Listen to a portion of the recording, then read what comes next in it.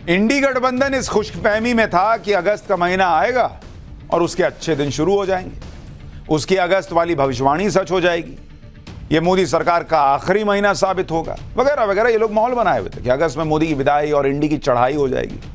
लेकिन अगस्त में तो ऐसी ऐसी क्रांति हो रही है कि इंडी गठबंधन को लेने के देने पड़ गए। बीजेपी ने गियर चेंज कर दिया है बॉस। ऐसे हालात बन गए हैं कि राहुल गांधी को विक्टिम कार्ड खेलना पड़ रहा है। राहुल गांधी को आधी रात ऐसी ऐसी चीजें दिमाग में आ रही हैं जो आप सोच नहीं सकते। क्या राहुल गांधी की रातों की नींद उड़ गई है? बीजेपी कुछ ऐसा करने वाली है, आज इस पर भी बात करूंगा। ऐसा लग रहा है कि इंडी गठबंधन के लिए बुरी खबरों की बाढ़ आ गई है, उसके नैरेटिव बाढ़ बारिश में तिनके की तरह बहे जा रहे हैं। आज ही सुप्रीम कोर्ट में 2 ऐसे फैसले आए हैं जिससे इंडी गठबंधन को जबरदस्त झटका लगा है। बैक टू बैक झटकों से इंडी गठबंधन की पूरी बाजी पलटती दिख रही है।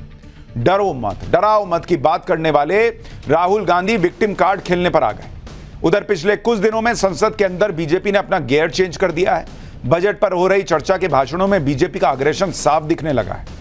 पहले इंडी गठबंधन अग्रेसिव था, अब बीजेपी ने गियर चेंज कर दिया और काउंटर अटैक के मोड में है। इसे लेकर इंडी गठबंधन क्यों बैकफुट पर दिख रहा है, राहुल गांधी किस तरह से विक्टिम कार्ड खेल रहे हैं, रातों की नींद क्या राहुल गांधी की उड़ गई है, रात के 1:30 बजे राहुल गांधी क्या कर रहे हैं, आज आपको सब दिखाऊंगा। बीजेपी का अग्रेशन क्या बता रहा है यह भी बताऊंगा। पाठशाला में एक एक करके ये सारे चैप्टर खोलूंगा, लेकिन सबसे पहले सुप्रीम कोर्ट में इंडी गठबंधन को लगे बैक टू बैक झटकों की बात करता हूं। नीट पेपर लीक को लेकर इंडी गठबंधन ने खूब माहौल बनाया। जिन 24 लाख छात्रों ने नीट का एग्जाम दिया उनके बारे में सोचे बिना इंडी गठबंधन यह कहने लगा कि नीट एग्जाम में ओवरऑल गड़बड़ी हुई, पूरा एग्जाम दोबारा होना चाहिए, सिस्टम कोलैप्स कर चुका है। राहुल गांधी ने तो इसके बहाने पूरे एग्जाम के सिस्टम को खराब बता दिया। उस वक्त शिक्षा मंत्री धर्मेंद्र प्रधान इस बात पर भड़क गए थे कि कैसे पूरे सिस्टम को बकवास कह सकते हैं। लेकिन आज नीट के मामले पर सुप्रीम कोर्ट का जो ऑर्डर सामने आया उसमें लिखी बातों से तो राहुल गांधी का नैरेटिव फेल हो गया एक बार और। सुप्रीम कोर्ट ने आज साफ कहा कि नीट यूजी 2024 के एग्जाम में कैंसिल करने की इसको कोई जरूरत नहीं है। सुप्रीम कोर्ट ने माना कि एग्जाम में जो गड़बड़ी हुई वो बहुत सीमित थी, सिस्टम में बड़े पैमाने पर गड़बड़ी नहीं हुई, यह सुप्रीम कोर्ट ने माना। कोर्ट ने कहा कि हजारीबाग और पटना को छोड़कर बाकी सारी जगह एग्जाम की पवित्रता भंग नहीं हुई। सुप्रीम कोर्ट पहले ही एग्जाम को कैंसिल करने और दोबारा से एग्जाम कराने की याचिका को खारिज कर चुका है। सुप्रीम कोर्ट ने साफ कहा कि रिकॉर्ड पर ऐसे कोई सबूत नहीं है जिससे यह कहा जा सके कि पूरे एग्जाम में गड़बड़ी हुई थी। सुप्रीम कोर्ट ने कहा कि दोबारा एग्जाम कराने का फैसला देने का मतलब है उन 24 लाख छात्रों के लिए परेशानी खड़ी करना जो एग्जाम दे चुके हैं और उनके इलाके में कोई गड़बड़ी भी नहीं हुई थी। कोर्ट ने कहा कि फिर से परीक्षा करवाने से एडमिशन का शेड्यूल बिगड़ जाएगा और इससे भविष्य में क्वालिफाइड मेडिकल प्रोफेशनल्स की उपलब्धता पर भी असर पड़ेगा। कोर्ट ने यह भी कहा कि इससे उन पिछड़े और वंचित समुदाय के बच्चों पर भी गंभीर असर पड़ेगा जिनके लिए सीटों में आरक्षण मिलता है। कोर्ट का मानना है कि परीक्षा रद्द करने के लिए व्यापक पैमाने पर गड़बड़ी की बात सामने आनी चाहिए थी, लेकिन ऐसा नहीं हुआ। पटना हजारीबाग को छोड़कर कहीं गड़बड़ी के हालात नहीं दिखे। सुप्रीम कोर्ट के मुताबिक हजारीबाग और पटना में पेपर लीक तो हुआ है, लेकिन इस फ्रॉड से फायदा लेने वाले 155 छात्रों की पहचान ऑलरेडी हो गई है। यानी सुप्रीम कोर्ट ने भी इस बात को स्वीकार किया कि जो भी गड़बड़ी हुई वो बहुत लिमिटेड थी। मतलब आप देखिए 24 लाख छात्र एग्जाम दे रहे थे और उसमें नकल का फायदा या पेपर लीक का फायदा मात्र 155 लोग उठा पाए, 24 लाख में से 155। और सीबीआई ने इसकी जांच की बकायदा, जिसमें फ्रॉड करने वाले 155 छात्रों की पहचान हो गई है। सिर्फ 155 लोगों की वजह से 24 लाख बच्चों के लिए परेशानी खड़ी नहीं की जा सकती, कोर्ट यह कह रहा है। इस बात पर सुप्रीम कोर्ट ने भी मुहर लगा दी कि सिस्टम का फेलियर नहीं था, लेकिन याद कीजिए कि राहुल गांधी संसद में खड़े होकर क्या इस सिस्टम को लेकर कह रहे थे। एक बार राहुल गांधी की पुरानी बातें सुनिए, फिर इंडी गठबंधन को सुप्रीम कोर्ट से लगे दूसरे झटके की बात बताता हूं। Issue is that there are millions of students in this country who are extremely concerned at what is going on and who are convinced that the Indian examination system is a fraud. That is what is at stake here. Millions of people believe that if you are rich and if you have money, you can buy the Indian examination system. And by the way, And this is the same feeling that the people in the opposition have. इसी तरह इंडी गठबंधन को आज supreme court से एक और फैसले से झटका लगा। इंडी गठबंधन वो चुनावी बॉन्ड, इलेक्टोरल बॉन्ड को दुनिया की सबसे बड़ी वसूली योजना बता रहा था, लेकिन आज सुप्रीम कोर्ट में इलेक्टोरल बॉन्ड स्कीम की जांच एसआईटी से कराने की याचिका को खारिज कर दिया गया। याचिका में कोर्ट की निगरानी में एसआईटी जांच की मांग की गई थी। याचिका में राजनीतिक चंदे के बदले अवैध फायदा पहुंचाने का दावा किया गया था, लेकिन कोर्ट को इस याचिका में दम नहीं दिखा और उसने इस याचिका को खारिज कर दिया। याचिका खारिज करते हुए सुप्रीम कोर्ट ने कहा कि हमने जब इलेक्टोरल बॉन्ड को खारिज कर दिया उसी समय इस मुद्दे को क्यों नहीं उठाया गया। इस मामले में एसआईटी क्या कर सकती है? ये सब केवल आरोप हैं। अभी कोर्ट को ऐसा नहीं लगता, इस मामले में सीधे जांच शुरू कराई जाए।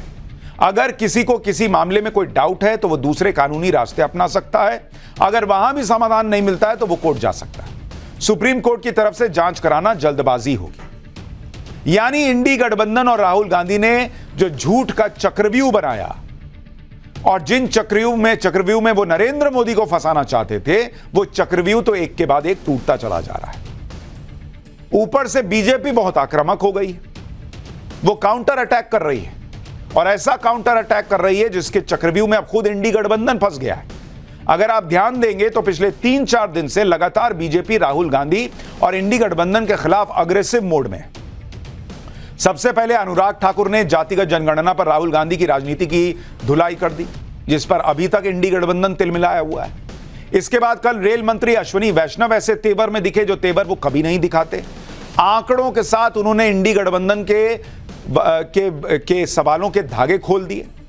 कल ही यूपी में मुख्यमंत्री योगी आदित्यनाथ अपने पुराने अंदाज में लौट आए और मिट्टी में मिला दूंगा टाइप बयान देकर इंडी गठबंधन में हड़कंप मचा दिया। आज संसद में कृषि मंत्री शिवराज सिंह चौहान ने किसानों के मामले में राहुल गांधी ही नहीं पूरे नेहरू गांधी परिवार का इतिहास बताते हुए लपेट दिया। यानी बीजेपी ने अब गियर शिफ्ट कर दिया है बॉस। जो लोग ये सोच रहे थे कि बीजेपी कर क्या रही है, बीजेपी अब काउंटर अटैक के मोड में है। राहुल गांधी संसद में कह रहे थे कि वो किसानों को एमएसपी की लीगल गारंटी देंगे। इसी पर आज शिवराज सिंह चौहान ने सदन में ऐसा जवाब दिया कि नेहरू से लेकर इंदिरा और राजीव गांधी तक का सबका इतिहास खंगाल दिया और यह बता दिया कि जो राहुल गांधी आज किसान हित की बात करते हैं, उनके पिता, दादी, परनाना किसानों के लिए किसी ने कुछ नहीं किया। सुनिए एक बार कृषि मंत्री शिवराज सिंह चौहान को, कैसे आज उन्होंने बखिया उधेड़ दी। हमारे प्रथम प्रधानमंत्री स्वर्गीय पंडित जवाहरलाल नेहरू जी, मैं उनका आदर करता हूं, लेकिन भारतीय परंपरा खेती के बारे में उसका अंदर बाहर नहीं किया। रूस गए, वहां से एक मॉडल देख के आए और कहा कि रूस का मॉडल लागू करो। भारत रत्न चौधरी चरण सिंह जी ने कहा यह नहीं हो सकता, भारत की कृषि की परिस्थितियां बिल्कुल अलग है। प्राथमिकताएं गलत थी उपसभापति जी। 17 वर्ष तक उन्होंने प्रधानमंत्री जी के पद को सुशोभित किया, लेकिन तब क्या होता था? अमेरिका से PL 480 चढ़ा हुआ लाल गेहूं भारत को खाने पे विवश और मजबूर होना पड़ा। राहुल गांधी ने संसद में चक्रव्यूह की बात की थी, लेकिन आज चक्रव्यूह वाली बात पर शिवराज सिंह चौहान ने राहुल गांधी को लपेट दिया और पूछा कि कांग्रेस को चक्रव्यूह जैसे ऐसे प्रतीक क्यों याद आते हैं जो कपट का प्रतीक माना जाता है। कांग्रेस का चरित्र ही शकुनी, चौसर और चक्रव्यूह वाला है। सुनिए शिवराज सिंह चौहान का जवाब। माननीय उपसभापति जी, उनको याद भी आए तो शकुनी याद आए। शकुनी, चौपड़, चक्रव्यूह और इन सारे शब्दों का संबंध है अधर्म से। अब कांग्रेस को क्यों चक्रव्यूह, शकुनी, चौपड़ ये याद आते हैं? माननीय उपसभापति जी, जब महाभारत काल में हम जाते हैं तो हमें तो भगवान श्री कृष्ण याद आते हैं। माननीय उपसभापति जी, कांग्रेस की प्राथमिकताएं गलत रही है। अपने भाषण में महाभारत और चक्रव्यूह जैसी बातें कर राहुल गांधी खुद ही फंस गए। शिवराज सिंह चौहान की तरह अनुराग ठाकुर ने भी राहुल गांधी की चक्रव्यूह वाली बात पर कहा था कि उनका महाभारत वाला ज्ञान एक्सीडेंटल है। अनुराग ठाकुर ने राहुल गांधी को क्या कहा था वो भी आपको याद दिलाता हूं, फिर आपको आगे की बात बताता हूं कि रेल मंत्री ने कैसे जवाब दिया कांग्रेस और इंडी गठबंधन। कुछ लोग एक्सीडेंटल हिंदू हैं और महाभारत का ज्ञान भी एक्सीडेंटल है। और उस नेता के अलावा और कौन नहीं जानता कि महाभारत में अभिमन्यु का वध 7 महारथियों ने मिलकर किया था। जयद्रथ, दुर्योधन, दुशासन, कर्ण, द्रोणाचार्य, कृपाचार्य और शकुनी। लेकिन राहुल जी ने कभी महाभारत, शायद अब मुझे तो पता नहीं, पढ़ा भी नहीं, पर देखा भी नहीं होगा शायद सर मुझे लगता है अंकल सैम ने लिख कर दिया होगा, अंकल सोरोस ने लिख के दिया होगा, कहीं से पर्ची बनकर आई होगी और कूल डूड बनने का प्रयास किया होगा। ये अनुराग ठाकुर ही हैं जिन्होंने ये कहकर इंडी गठबंधन को हिला दिया था कि जिसकी जाति का पता नहीं वो जातिगत जनगणना की बात करता है। बीजेपी के इस आक्रामक स्टैंड के बाद से ही संसद में उससे सांसदों का अग्रेशन साफ दिख रहा है। कल रेलवे सुरक्षा पर रेल मंत्री ने आंकड़ों से विपक्ष की झूठ की दुकान पर ताला लगाया। विपक्ष कई दिनों से उन्हें ट्रोल कर रहा था, उन पर हावी होने की कोशिश कर रहा था, लेकिन रेल मंत्री ने आंकड़ों से विपक्ष की धुलाई की। एक बार रेल मंत्री का भी अग्रेशन देखिए, फिर बताऊंगा राहुल गांधी कैसे विक्टिम कार्ड खेलने पर आ गया। 2014 से पहले जो आज लोको पायलट्स के साथ सिंपैथी दिखा के रील्स बनाने में व्यस्त है, उन लोगों के समय में जीरो था, जीरो, एक भी लोको, आप मुझे बताओ 558 में से एक भी जीरो था, एक भी एसी कैब, एक भी कैब एसी नहीं थी। आज ये प्रश्न पूछने की हिम्मत करते हैं, अपने कार्यकाल को देखे, अपने गिरबान में जाके, अपने गिरबान में पहले झांक के बताए। इसी हाउस में ममता जी जब रेलवे मिनिस्टर थी, वो अपने एक्सीडेंट के नंबर बताती थी, 0.24 से 0.19 पे होने पर कितनी तालियां बजाते थे। आज 0.19 से 0.03 इंडेक्स होने पर आज इस तरह के आरोप लगाते हैं। क्या है ये बात? ऐसे देश चलेगा क्या माननीय अध्यक्ष जी? देश चलाने के लिए रेलवे की सुधारने के लिए सबको सहयोग करना पड़ेगा, ये ऐसे नहीं चल सकता। संसद में बीजेपी के ऐसे तेवर से ही इंडी गठबंधन के होश उड़े हुए। इंडी गठबंधन को लग रहा था कि इस बार तो वो नरेंद्र मोदी पर पूरा प्रेशर बनाकर रखेंगे, लेकिन बीजेपी ने अपने तेवर से पूरी स्क्रिप्ट बदल दी। अब इंडी गठबंधन को समझ नहीं आ रहा कि बीजेपी की इस नई रणनीति से कैसे निपटा जाए। इसी बीच राहुल गांधी के विक्टिम कार्ड खेलने के दिन आ गए। कल रात करीब 2 बजे, रात के 2 बजे अचानक से राहुल गांधी का एक ट्वीट आता है, और जिसमें राहुल गांधी दावा करते हैं कि उनके घर ईडी रेड डालने आने वाली है। राहुल गांधी ने कहा कि उन्हें ईडी के ही एक इनसाइडर ने यह बात बताई।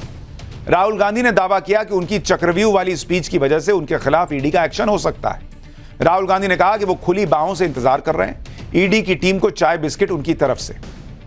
आधी रात को 2 बजे राहुल गांधी के इस दावे से हड़कंप मच गया, क्योंकि राहुल गांधी तो वायनाड गए हुए थे, अचानक वो ईडी रेड की बात कैसे करने लगे भाई। इसलिए ऐसा कहा जा रहा है कि क्या बीजेपी की बदली हुई अग्रेसिव रणनीति से राहुल गांधी भी विक्टिम कार्ड खेलने पर आ गए। क्या राहुल गांधी की नींद उड़ गई है कि 2 बजे उनको ट्वीट करना पड़ रहा है? सुबह उठ के कर देते, कौन सा रात में ईडी वाले पहुंच रहे थे? रात में 2 बजे के करीब ट्वीट कर रहा है कि ईडी वाले आने वाले हैं। या तो घबराहट में नींद नहीं आ रही, सोचे पहले कर देता हूं कुछ कूल डूड टाइप का ट्वीट, ताकि कहीं कुछ हो जाए तो कम से कम रहे कि मुझे पहले से पता था। राहुल गांधी का यह ट्वीट देखकर कई लोग यह कहने लगे कि क्या राहुल गांधी ने अब अरविंद केजरीवाल का जो तरीका है वो अपना लिया है, वही पॉलिटिक्स कर रहे हैं? क्योंकि इस तरह की राजनीति का स्टाइल अरविंद केजरीवाल का है। केजरीवाल भी यही कहते रहे कि जब भी आम आदमी पार्टी के किसी नेता के जेल जाने का डर होता है तो केजरीवाल और उनके लोग तुरंत ये बात कहने लगते हैं कि 24 घंटे के अंदर ईडी उनके नेता को गिरफ्तार कर लेगी। केजरीवाल के लोग भी यही कहते थे कि ईडी के अंदर से उन्हें जानकारी मिल चुकी है कि ईडी आने वाली और गिरफ्तार करने वाली। लेकिन केजरीवाल जी के 99.99% दावे जो हैं इस तरह के, वो हमेशा गलत हुए। माहौल ज्यादा बनाते हैं, ऐसा होता नहीं था। ईडी को जब आना था तभी आई, उनकी भविष्यवाणियों से नहीं आई। क्योंकि आप देखिए, मनीष सिसोदिया का मामला हो, संजय सिंह का हो, खुद अरविंद केजरीवाल का हो, केजरीवाल की भविष्यवाणी के हिसाब से ईडी नहीं आई थी। इसी तरह से केजरीवाल और उनके लोग ईडी आने वाली है, ईडी आएगी या नहीं आएगी, ये तो जांच एजेंसी के लोग ही जानते हैं। लेकिन माहौल वो पूरा बना रहे थे ताकि उन्हें सिंपैथी मिल सके। हो सकता है राहुल गांधी इसी सिंपैथी के लिए विक्टिम कार्ड खेल रहे हैं, इसलिए वो आधी रात को उठकर ट्वीट कर रहे हैं कि ईडी रेड करने वाली है।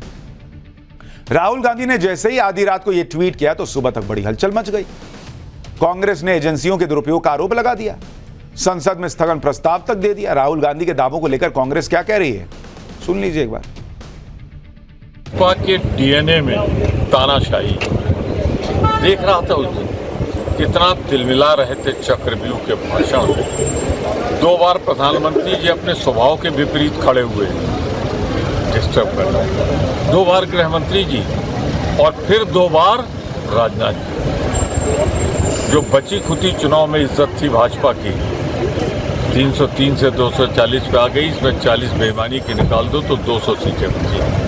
और राहुल गांधी ने दिखा दिया गरीब के लिए कुछ नहीं, मजदूर के लिए कुछ नहीं है इसमें, नौजवानों के लिए बेरोजगारी महंगाई पर जिस तरह उन्होंने भाजपा को धोखे रख दिया। तो तिलमिलाई हुई भाजपा अपना डीएनए टेस्ट दिखा रही है।